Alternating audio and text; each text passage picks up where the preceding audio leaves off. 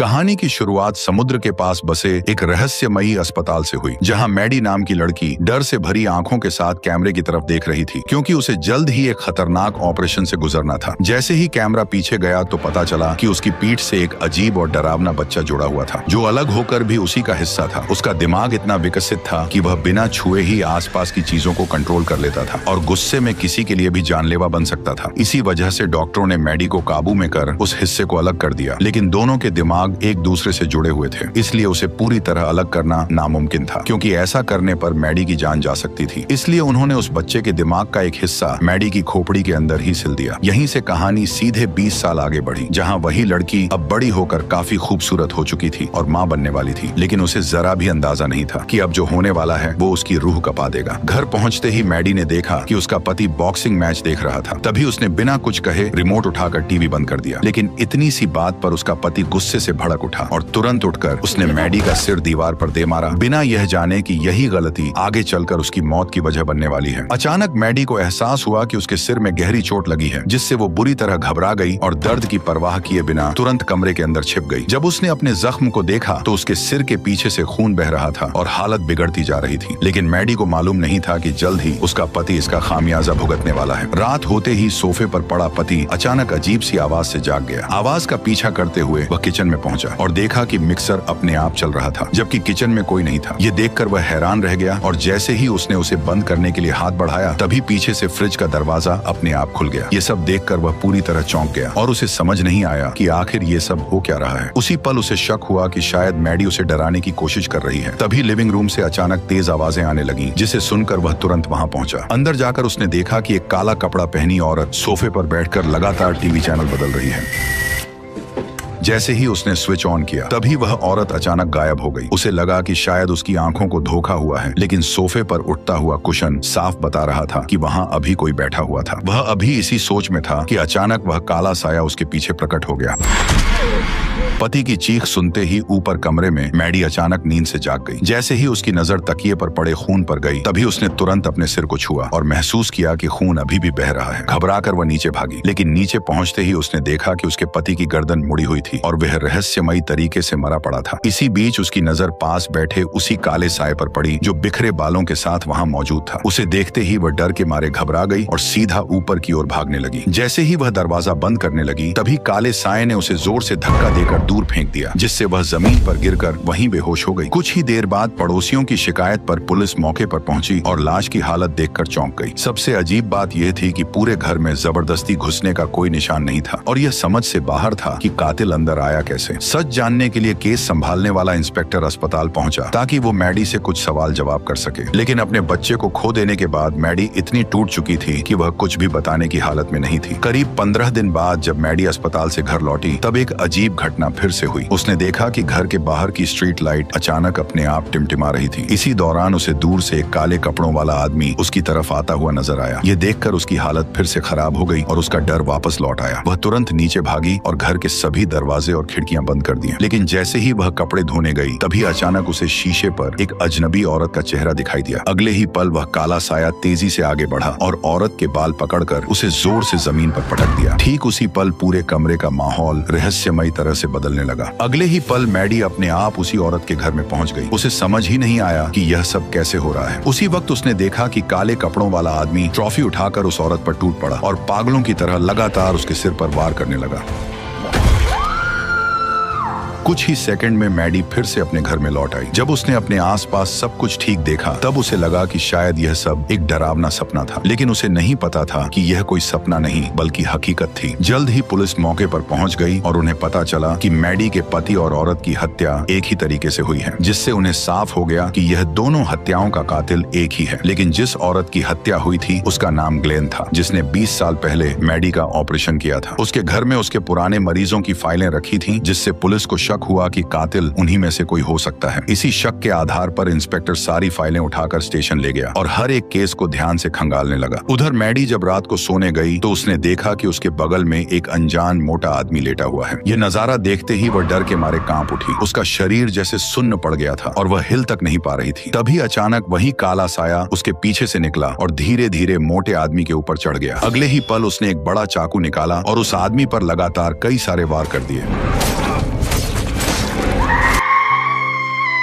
काले साए के गायब होते ही मैडी चीखते हुए उठ बैठी। लगातार हो रही घटनाओं से घबराकर वह अपनी बहन के साथ तुरंत पुलिस स्टेशन पहुंची और इंस्पेक्टर को सब कुछ बता दिया। लेकिन उसकी बातों पर किसी ने भरोसा नहीं किया। उल्टा सब उसे पागल समझकर हंसने लगे। ये देखकर उसकी बहन भड़क गई और बोली कि अगर कुछ भी साबित न हुआ तो हमें पागल खाने भेज देना। ये बात सुनकर इंस्पेक्टर थोड़ा सीरियस हो गया। थोड़ी ही देर में मैडी ने इंटरनेट से उस मोटे आदमी का पता ढूंढ लिया जो सामने वाली बिल्डिंग में रहता था। फिर इंस्पेक्टर ब्लैक सिस्टर के साथ उस जगह जांच के लिए पहुंच गया। जब वे चारों वहां पहुंचे तो देखा कि सच में वही आदमी अपने घर में मरा पड़ा था जैसा मैडी ने बताया था। ये देखकर इंस्पेक्टर को यकीन हो गया कि मैडी ने हत्यारे को देखा है। इसके बाद पुलिस ने मैडी के बयान पर हत्यारे का स्केच बनवाया जो बिल्कुल एक डरावने भूतिया इंसान जैसा दिख रहा था। ये देखकर ब्लैक सिस्टर को फिर लगा कि मैडी शायद कोई कहानी बना रही है। फिर भी मैडी ने कुछ नहीं कहा और चुपचाप वहां से चली गई। जांच के दौरान इंस्पेक्टर को डॉक्टर ग्लेन की फाइल में एक अजीब केस मिला। मरीज का नाम एमिली था जो सिर्फ 7 साल की बच्ची थी। वह अक्सर कहती थी कि उसे अजीब चीजें और शैतान दिखाई देते हैं। उसे ठीक करने के लिए डॉक्टर ग्लेन ने 2 डॉक्टर्स के साथ मिलकर एक खास ट्रीटमेंट प्लान किया था। हैरानी की बात यह थी कि वही एमिली आगे नाम बदलकर मैडी बन गई थी। ये जानकर इंस्पेक्टर को शक हुआ। उसने तुरंत तीनों डॉक्टरों की पुरानी फोटो देखी। फोटो देखते ही उसे तुरंत समझ आ गया कि 2 डॉक्टर अपनी जान गंवा चुके हैं और अब अगला नंबर उस आखिरी बचे डॉक्टर का है। उधर मैडी जब घर पर तैयार हो रही थी तभी उसे अचानक आईने में उस आखिरी डॉक्टर की झलक दिखाई दी और अगले ही पल वो रहस्यमय तरीके से डॉक्टर के घर में पहुंच गई। ज्यादा देर नहीं बीती कि इंस्पेक्टर भी वहां पहुंच गया। दरवाजा खोलते ही उसने देखा कि डॉक्टर बाथटब में मरा पड़ा हुआ था। मैडी ने इंस्पेक्टर को देखकर मदद करने की कोशिश की लेकिन वो ना तो उसे देख सकता था और ना ही उसे सुन सकता था। तभी अचानक काले कपड़ों वाला वही राक्षस छत से कूदकर इंस्पेक्टर पर झपट पड़ा और उसे जमीन पर गिराकर तुरंत वहां से भाग निकला। लेकिन इंस्पेक्टर लगातार उसका पीछा करते हुए एक सुनसान इमारत के अंदर पहुंच गया जहां अचानक उस राक्षस ने ऊपर से कूदकर इंस्पेक्टर पर जानलेवा हमला कर दिया। लेकिन इंस्पेक्टर भी पूरी तरह ट्रेनिंग ले हुआ था। वह अपनी बंदूक के दम पर उस राक्षस को काबू में करने लगा। हालात पलटते देख राक्षस ने लड़ाई छोड़ दी और तेजी से ऊपर चढ़कर वहां से निकल गया। लेकिन इंस्पेक्टर को पूरा यकीन हो गया था कि इन तीनों डॉक्टरों की मौत के पीछे मैडी का ही कोई कनेक्शन है। इसी शक के चलते वह तुरंत मैडी के घर पहुंचा और उससे सच्चाई जानने की कोशिश करने लगा। लेकिन मैडी को अपने 8 साल की उम्र से पहले की कोई भी बात याद नहीं थी। मजबूरी में इंस्पेक्टर ने सच्चाई जानने के लिए एक साइकोलॉजिस्ट को बुलाया ताकि हिप्नोसिस के जरिए मैडी की पुरानी यादें वापस लाई जा सकें। जैसे ही मैडी अपनी यादों में गई उसे सब कुछ साफ साफ याद आ गया। दरअसल ऑपरेशन से पहले उसके सिर के पीछे जो बच्चा जुड़ा था उसे वह गैब्रियल कहती थी। गैब्रियल उसके दिमाग को कंट्रोल करके उसे डरावनी चीजें दिखाता था जो हकीकत में होती ही नहीं थी। लेकिन ऑपरेशन के बाद जब उसे उसके सिर के अंदर दबा दिया गया तो उसका कंट्रोल खत्म हो गया और वह किसी दूसरे इंसान के शरीर में जाकर उन डॉक्टरों को मारने लगा जिन्होंने उसे बंद किया था। यह सब सुनकर इंस्पेक्टर को उसकी बात बड़ी अजीब लगी। उसे लगा कि मैडी कोई सच्चाई छुपा रही है। लेकिन इससे पहले कि वह कुछ और पूछ पाता तभी अचानक छत से एक औरत फर्श पर आ गिरी। यह नजारा देखकर मैडी पूरी तरह टूट गई और वहां मौजूद सभी लोग दंग रह गए। अब तक सभी यही मान रहे थे कि मैडी निर्दोष है लेकिन सच्चाई सामने आने लगी। असल में मैडी के घर की छत पर एक औरत को कैद करके रखा गया था और वहीं से उस हत्यारे कपड़े और चाकू भी बरामद हुए। ऐसे में शक सीधा मैडी पर ही गया और पुलिस ने उसे तुरंत हिरासत में ले लिया। लेकिन मैडी बार बार यही कहती रही कि उसने कुछ नहीं किया है बल्कि यह सब गैब्रियल ने किया है। तभी अचानक इंस्पेक्टर के फोन पर एक अनजान कॉल आया। बातचीत के दौरान उसे एहसास हुआ कि यह गैब्रियल है जिसने मैडी को फंसाने के लिए उस औरत को कैद किया था। लेकिन उस आवाज को सुनकर इंस्पेक्टर के मन में शक पैदा हो गया। उसे लगा कि यह सब मैडी की चाल है ताकि वह खुद को बेकसूर साबित कर सके। इसलिए इंस्पेक्टर ने अपनी समझदारी दिखाते हुए मैडी को तुरंत गिरफ्तार करके जेल में डाल दिया। लेकिन मैडी की बहन को अब भी भरोसा था कि मैडी निर्दोष है, इसलिए सच्चाई जानने के लिए वह सीधे उसी हॉस्पिटल की ओर निकल पड़ी जहां मैडी का ऑपरेशन हुआ था। लेकिन वहां पहुंचकर उसने देखा कि अस्पताल पूरी तरह उजड़ चुका था और वहां आसपास किसी भी इंसान का नामो निशान तक नहीं था। फिर भी वह अंदर गई और उसने काफी खोजबीन के बाद मैडी की ऑपरेशन फाइल ढूंढ निकाली जिसे वह तुरंत घर ले आई। जब उसने वीडियो टेप देखी तब असली सच सामने आया कि मैडी के सिर के पीछे जो बच्चा था वह जन्म से ही बेहद ताकतवर था। वह सिर्फ उसे डरावनी चीजें नहीं दिखाता था बल्कि वो मैडी के पूरे शरीर को अपने कंट्रोल में लेकर उसे अपनी मर्जी से चलाता था और यहाँ तक कि किसी को मारने से भी नहीं हिचकता था। इसी वजह से डॉक्टरों ने उसे मैडी की खोपड़ी के अंदर ही हमेशा के लिए कैद कर दिया। इससे उसका कंट्रोल लगभग खत्म हो गया। लेकिन जिस दिन मैडी के पति ने उसे दीवार पर मारा उस झटके से खोपड़ी के अंदर बंद गैब्रियल फिर से जाग उठा और बाहर निकल आया। फिर उसी ने मैडी को कंट्रोल करके कई हत्याएं कर डाली। ये सच्चाई सामने आते ही मैडी की बहन बुरी तरह घबरा गई। उधर जेल में कुछ गुंडे मैडी को कमजोर समझकर लगातार परेशान करने लगे। वह अकेली थी और उनके सामने बिल्कुल बेबस थी, इसलिए वे उसे बेरहमी से मारने लगे। लेकिन जैसे ही एक गुंडे ने उसके बाल खींचे अचानक जेल की लाइटें झपकने लगी और माहौल डरावना हो गया। अगले ही पल गुंडे के हाथ खून से भर गए और मैडी का शरीर जोर जोर जोर से कांपने लगा। फिर अचानक उसके सिर के अंदर से एक भयानक चेहरा बाहर आने लगा और पलक झपकते ही गैब्रियल ने उसके शरीर को कंट्रोल कर लिया। जो गुंडे कुछ देर पहले उसे कमजोर समझ रहे थे अब खुद खतरे में आ गए। उसने एक एक कर बड़ी बेरहमी से गुंडों को मारना शुरू कर दिया। देखते ही देखते सारे गुंडे उसके सामने चित हो गए और पूरा जेल खून से भर गया। लेकिन जैसे ही वह आखिरी गुंडे को खत्म करने वाली थी तभी गार्ड ने शोर सुनकर फायरिंग शुरू कर दी। लेकिन गैब्रियल ने गुंडे के शरीर को ढाल बना लिया और उसकी आड़ लेते हुए तेजी से हमला कर गार्ड को भी बेरहमी से खत्म कर दिया। इसी बीच मैडी की बहन ने तुरंत इंस्पेक्टर को गैब्रियल के बारे में सारी बातें बता दी। तभी अचानक पुलिस स्टेशन के अंदर से अजीब चीखें सुनाई देने लगी। जैसे ही इंस्पेक्टर अंदर पहुंचा तो वहां का नजारा देखकर उसके होश उड़ गए। जेल के सारे कैदी और कई गार्ड्स जमीन पर मरे पड़े थे और मैडी गायब थी। किसी को अंदाजा भी नहीं था कि मैडी दरवाजा तोड़कर एविडेंस रूम में घुस चुकी थी, जहां से उसने अपने हथियार लिए और स्टेशन हॉल में खून खराबा शुरू कर दिया। गैब्रियल ने एक एक करके कई पुलिस वालों को मार गिराया। उसका मैडी के शरीर पर पूरा नियंत्रण था और वह उल्टे दौड़ते हुए बिना रुके हमला करता जा रहा था। उसकी फाइटिंग स्किल इतनी खतरनाक थी कि कोई भी पुलिस वाला उसके सामने कुछ सेकंड से ज्यादा टिक नहीं पा रहा था। इसी बीच इंस्पेक्टर वहां पहुंच गया और जोर से मैडी का नाम लेकर उसे होश में लाने की कोशिश करने लगा। लेकिन असलियत यह थी कि मैडी अभी भी जेल के अंदर बंद थी और उसे गैब्रियल के किए गए किसी भी काम की कोई भनक तक नहीं थी। जैसे ही उसने इंस्पेक्टर को हथियार के साथ देखा उसे लगा कि असली कातिल वही है। इस डर में उसने खुद पर नियंत्रण वापस लेने का इरादा भी छोड़ दिया। मौका देखते ही गैब्रियल ने इंस्पेक्टर पर हमला कर दिया, जिससे उसकी बंदूक हाथ से छूटकर गिर गई। ब्लैक सिस्टर ने भी उसे पकड़ने की कोशिश की लेकिन वह भी उसे रोक नहीं सकी। इसके बाद गैब्रियल जेल से फरार हो गया। इंस्पेक्टर को तुरंत एहसास हुआ कि अब गैब्रियल का अगला निशाना वही औरत है जो मैडी के घर की छत से गिरी थी और गैब्रियल अब उसे खत्म करने के लिए अस्पताल पहुंचने वाला है। उधर मैडी की बहन भी अस्पताल पहुंच चुकी थी ताकि उस औरत को तुरंत सुरक्षित जगह पर शिफ्ट कर सके। लेकिन बाहर तैनात पुलिस को कड़े ऑर्डर मिले थे कि किसी को भी अंदर नहीं जाने देना है, इसलिए उन्होंने मैडी की बहन को भी अंदर नहीं जाने दिया। तभी अचानक कॉरिडोर की लाइटें टिमटिमाने लगी और पुलिस वाला अचानक अपने सीने को पकड़कर नीचे झुक गया। मैडी की बहन को कुछ समझ नहीं आया और उसने तुरंत आगे बढ़कर गार्ड को संभालने की कोशिश की, लेकिन उसी पल उसके सीने में अचानक तेज धमाका हुआ और वह वहीं मारा गया। ये देखकर वह डर से कांप उठी और तुरंत कमरे की ओर भागकर दरवाजा बंद करने लगी। लेकिन तभी गैब्रियल वहां आ गया। उसने एक जोरदार लात मारकर दरवाजा तोड़ दिया। जैसे ही गैब्रियल अंदर दाखिल हुआ उसने अपनी ताकत से कमरे की सभी इलेक्ट्रॉनिक डिवाइसेस को चकनाचूर कर दिया, जिससे मैडी की बहन डर के मारे कांप उठी। गुस्से में गैब्रियल ने अपना चाकू निकाल लिया और उसे मारने के लिए आगे बढ़ने लगा, जबकि मैडी उसे रोकने के लिए जोर जोर से चिल्लाने लगी। उसी वक्त इंस्पेक्टर वहां आ पहुंचा। उसने बिना एक पल गवाए 2 गोलियां चलाकर गैब्रियल को घायल कर दिया। जैसे ही वो गैब्रियल को जान से मारने वाला था तभी मैडी की बहन ने बीच में आकर उसे रोक दिया, लेकिन यह फैसला उसके लिए भारी पड़ गया। अगले ही पल गैब्रियल ने चाकू से सीधा इंस्पेक्टर की छाती पर वार कर दिया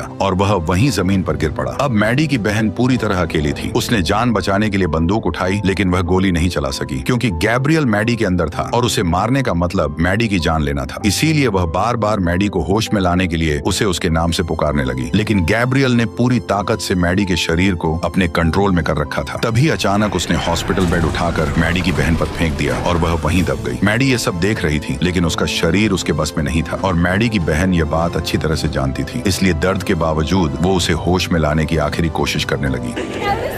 तुम्हारे बच्चों को मारा, किसी की वजह से तुम्हारे मिसकैरेजेस हो रहे थे। उसकी आवाज सुनते ही मैडी को अचानक सब कुछ साफ दिखाई देने लगा और उसके अंदर का गुस्सा फूट पड़ा। वह पूरी ताकत से अपने शरीर पर फिर से नियंत्रण पाने की कोशिश कर रही थी, लेकिन तभी गैब्रियल ने उसकी बहन को गोली मार दी। इसके बाद गैब्रियल ने मुड़कर बिस्तर पर पड़ी उस औरत को भी खत्म कर दिया। ठीक उसी पल गैब्रियल के भीतर मैडी की आवाज गूंजने लगी। उसे अपने आसपास की दुनिया बदलती हुई महसूस हुई और उसे समझ आ गया कि मैडी अब जाग चुकी है और उसने अपना नियंत्रण वापस ले लिया है। तभी अचानक वह होश में आया और पाया कि मैडी की बहन अभी भी जिंदा है। ये देखकर गैब्रियल पूरी तरह कंफ्यूज हो गया। उसे कुछ समझ नहीं आया। तभी मैडी ने उसे सच्चाई का एहसास कराया। जिस ताकत से वह अब तक उसे अपने इशारों पर नचाता आया था, अब वही ताकत उसके खिलाफ इस्तेमाल होने वाली थी। मैडी ने उसी पल मौका पाते ही गैब्रियल को पूरी तरह काबू में कर लिया और उसे हमेशा के लिए अपने अंदर कैद कर दिया। जैसे ही ऐसा हुआ उसके सिर का पिछला हिस्सा अपने आप सील होने लगा और गैब्रियल का चेहरा हमेशा के लिए गायब हो गया। धीरे धीरे सब कुछ सामान्य होने लगा और हालात फिर से पहले जैसे हो गए और इसी के साथ ये शानदार कहानी खत्म हो गई।